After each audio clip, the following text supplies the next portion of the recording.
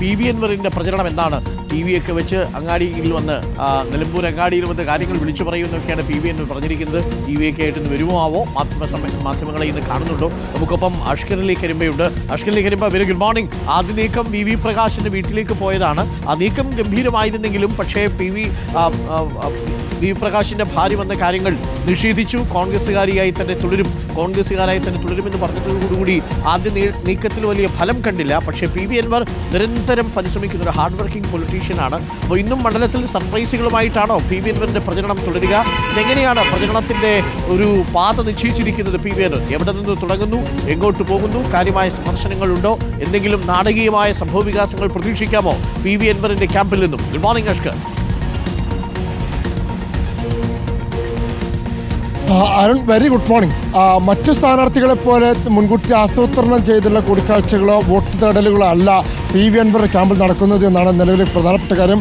നിലവിൽ ഇതുവരെ വാർത്താ സമ്മേളനത്തിൻ്റെ കാര്യം പി വി അൻവർ അറിയിച്ചിട്ടില്ല. ഉണ്ടെങ്കിൽ അറിയിക്കാമെന്നുള്ളതാണ്.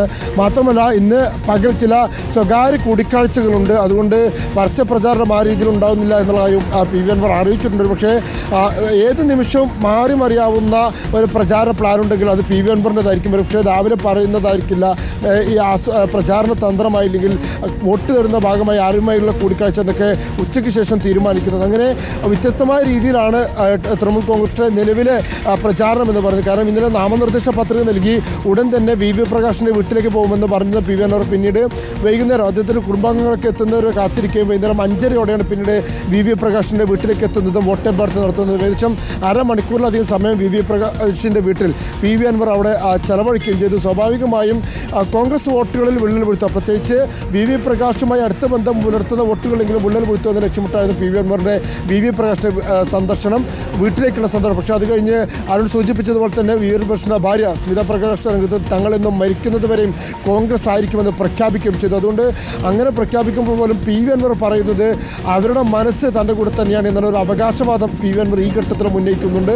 സമാനമായ രീതിയിൽ കോൺഗ്രസിന് അടിക്കാവുന്ന, ഇടതുപക്ഷത്തെ അടിക്കാവുന്ന വിഷയങ്ങൾ എന്തൊക്കെയാണോ ആ വിഷയങ്ങൾ ഉയർത്തിപ്പിടിച്ച് വോട്ട് തേടുക എന്നുള്ളതാണ് പി വി അൻവർ ഇപ്പോൾ നിലവിൽ ഉപയോഗിക്കുന്ന പ്രചാരണ രീതിയും പ്രചാരണ തന്ത്രവും. ഓക്കെ, പി വി അൻവറും ഇന്നിപ്പോൾ ഉഷാറായി തന്നെ പ്രചരണത്തിൽ ഇറങ്ങുകയാണ്.